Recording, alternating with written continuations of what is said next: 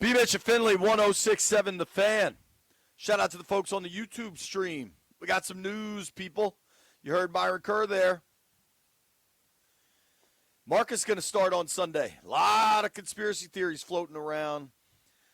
I'll say this. At 3-10, if there's a question, you look at it differently than if this team was 7-6 and fighting for a wild card team. I think that's obvious and doesn't require like a lot of analysis. I want to let folks chime in. Dan Quinn, unclear if they're going to shut him down.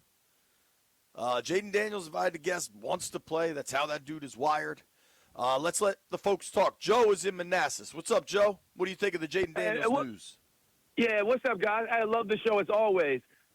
Thanks, I wanted to ask you no problem. And I wanted to ask you a couple questions. Like, him not being able to play seems a little weird, man. Like, I mean, I understand. Like, I don't want to get into that, but like, those aren't the same doctors that cleared Herbert after a week's surgery. You know what I mean? Like, that is not the case. To bruise, no structural damage, to not, it's a pain tolerance thing. I really think he should be out there, but that's beside the point. Can I ask you a question? To click on something. Yeah, go ahead, bud. Like, Herbert, if you look at the Chargers' schedule down the stretch, they desperately needed a win. And their backup is Trey Lance, who's terrible. Like, I think we can all allow some level of honesty in the discourse. No, not all injuries are the same. Not all situations are the same, period. The man had surgery. You're talking about a bruise or, you know what I mean, a swelling or the pain tolerance. Like, they were desperate for him to play. He had a surgery on the back of his hand where they had a big pad on we're it also talking about a non-throwing arm as well. But, but that being said, JP, it's not the same. It's not the same, bro. No, I completely understand. What I'm just saying is sometimes there's a little bit of desire more to play than other players want to play. And I understand you're going to say he wants to play. He's a football player. But he needs to be out there. If you questioning whether or not whether Jayden want to play, you're wasting your time right there. Well, I understand that. I'm not questioning that. But like a week goes by, he could have went in that game. But I understand, like swelling, whatever, adrenaline, whatever you guys say. But a week goes by, he fell on his elbow, man. Let me break it down for you. I see what you're trying to do, and it's not going to work, but let me help you out. In this day and age, coaches and doctors and front offices hold players out. It's not the players not wanting to play. So in this situation, believe me, it ain't that player that don't want to play. That's 100,000%. I'll put my life on that one. So people, and that's why guys get a hell of a reputation these days because everything above them hold them out of games, and the fans going to blame the player. That player wants to play. I guarantee you that. I get the industry is to take what the coach says and pick it apart. But I also think we got to recognize maybe he's hurt, can't play. Maybe it's 50-50 and they're just not letting him play. I feel much stronger that whether it is ownership, whether it is general manager, I think somebody is leaning on the scale towards protect him for the long haul. And if the elbow is sore and swollen, whatever it is, they're like, at least this week, it's a no. Somebody that matters is saying no. Maybe it's just the doctors. But, like, Dan Quinn's not going to tell us that. He's not supposed to. But that caller was trying to start a narrative that I am not going to let happen.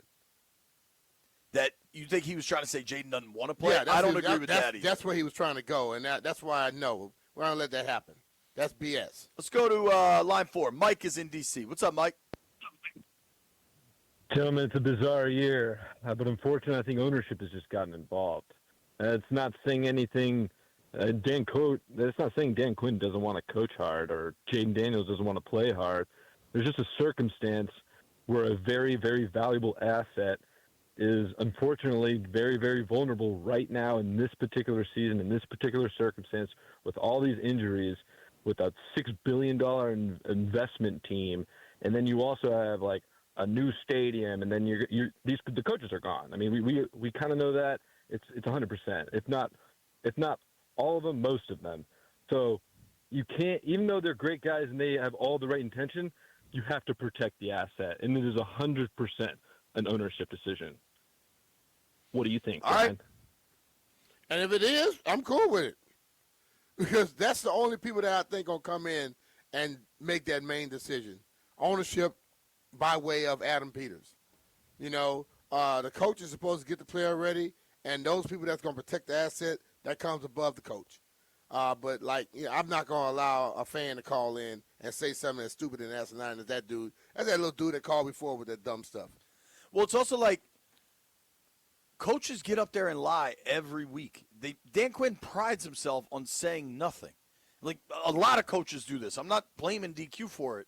To assume that this is all driven by what you said he could play Sunday, and now you say he can't. What happened? What changed? But he could have played Sunday. He probably could have played Sunday. He probably could play this weekend. The thing is, listen, man, injuries happen weird, bro. There are guys who finish up games, and then the next week can't play. Because when you going, like you said all the time, when you have adrenaline going, and you go through stuff, sometimes you don't feel what you feel. When you relax, you go, oh, hell, that was that bad? And then naturally they'll say, oh, no, let's just take a little break, take a week off. But he was trying to start some other stuff, and I'm not falling for that. Well, I mean, whatever. We moved on from that. I'm moving it forward. Steve is in Silver Spring. What's up, Steve? Hello. Yo, you're up. Oh, okay. I'm sorry, There, man. Steve? You know what? I think that he should be playing, even if he didn't get hurt. I think he should be playing the rest of the season. B, me and you the same age. He chose to be a football player. He's not a librarian. He doesn't drive a truck.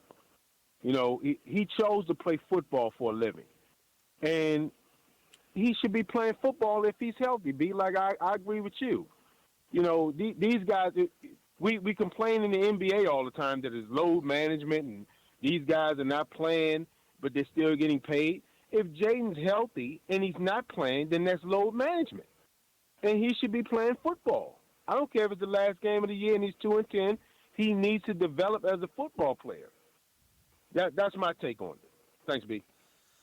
All right, man. I think load management, to me, the premise of load management is to give people games off when they're healthy to keep them healthy. I don't think that's what this is. Does anybody think Jayden's at 100% and they're just benching him?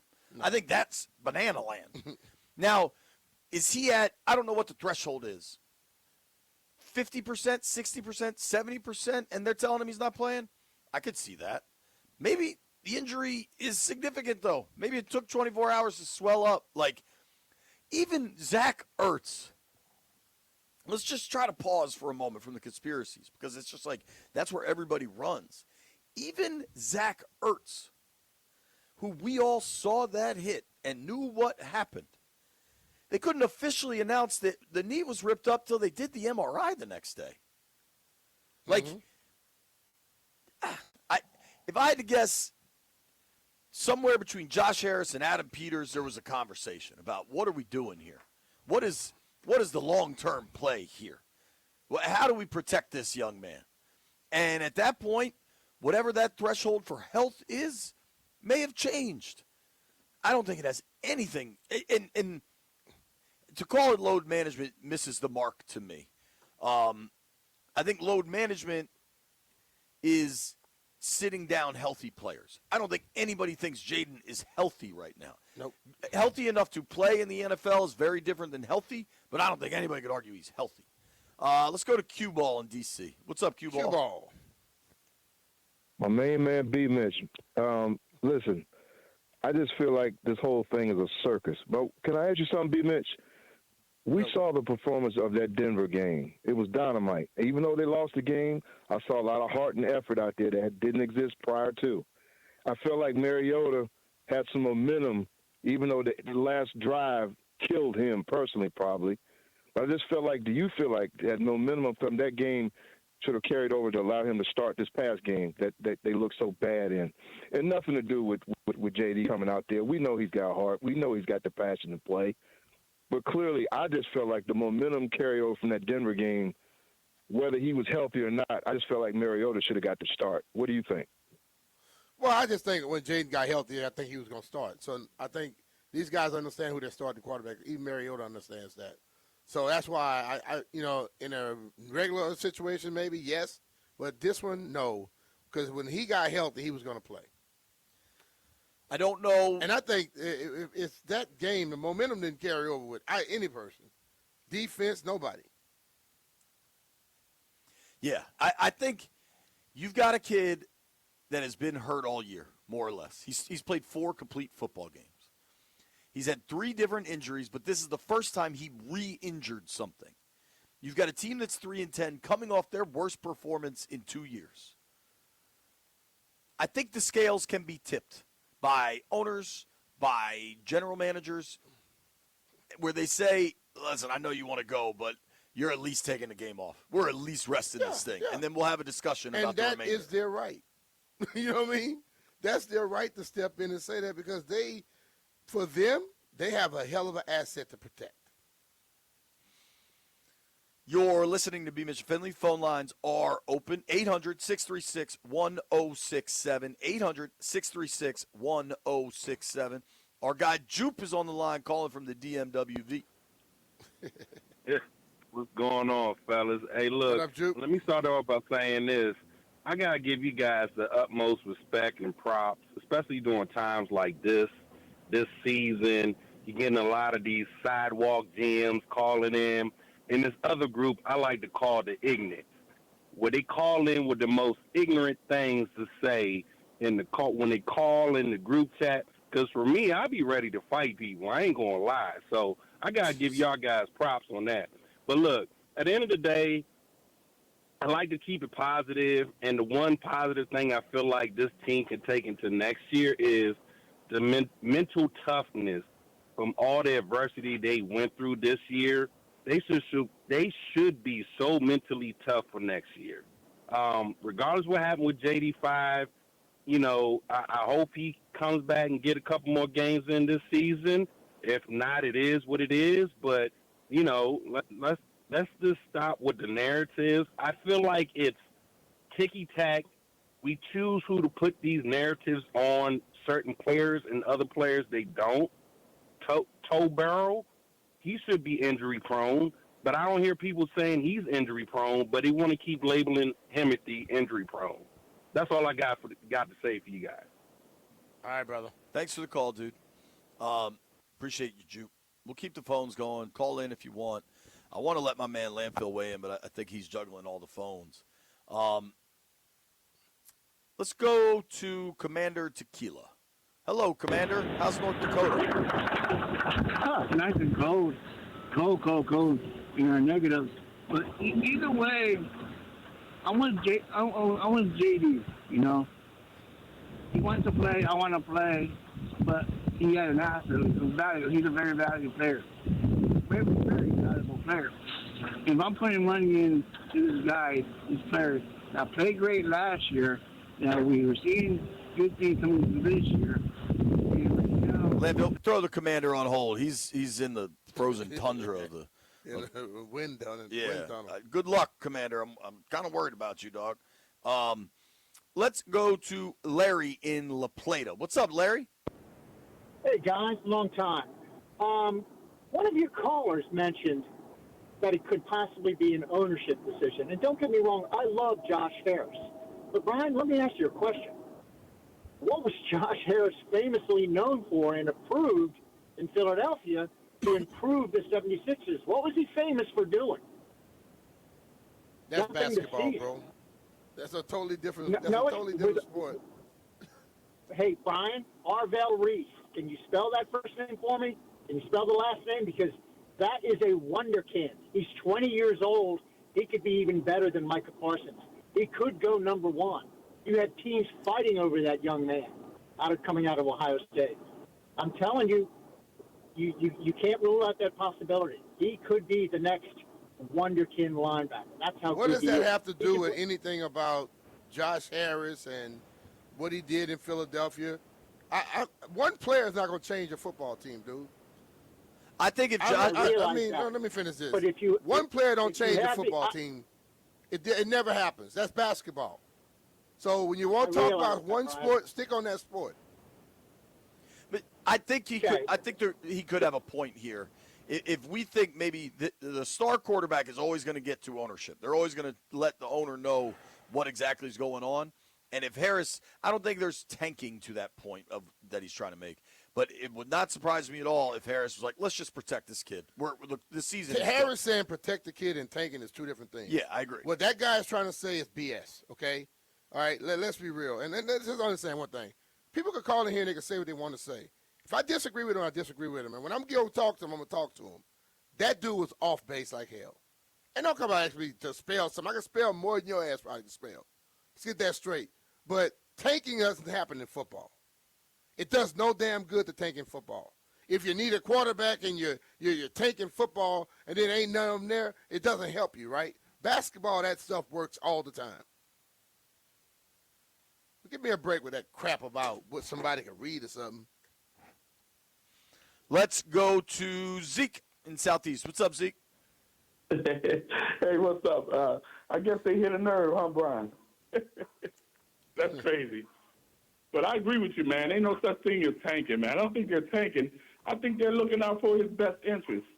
Because why put him, first of all, why put him back in the game against a team that blitz heavily and put him in harm's way? And didn't Dan say that the doctors did not clear him for the game? So I don't know what it is, why people are so on tanking or down on JD, but I think everybody's just going down the wrong path. Just chill out. Let's get through this season and pray for a better season next year. That's my take. I did that already. Thanks, Zeke. I started that 5 weeks ago, Zeke. Thanks, buddy. Take one more call here. Let's go to CP in Orlando. What's up, CP? Guys, I appreciate you taking my call. I'm from Orlando, actually. Listen, as much as I would love to see Jayden play, it's the law of diminishing returns at this point. If he was coming back to a desk job after having a dislocated elbow, then yeah, by most standards, he would probably be okay. But he's coming back to a sport where you got elite athletes knocking him down after running and going at 20 miles per hour down to the hard turf, right? And so you got to protect your assets at this point and get him ready and get him fully healed so he can come back and get all the people around him to the best of their ability, surrounding him with everyone going full after an off season, and then let's come back ready to go full tilt going into the next season. I mean, under the best situation, I would love to have him come back this year, granted. But at this point, with him still healing, it just doesn't seem like the best situation for him. That's not being a wimp. That's not him saying he doesn't want to play. I think the organization is looking at it realistically and saying, let him fully heal by football standards so he can come back mentally, physically, and come back ready to go and be the guy we know he's capable of being. Does that make sense? That makes total sense. It's a good call, man. Appreciate you.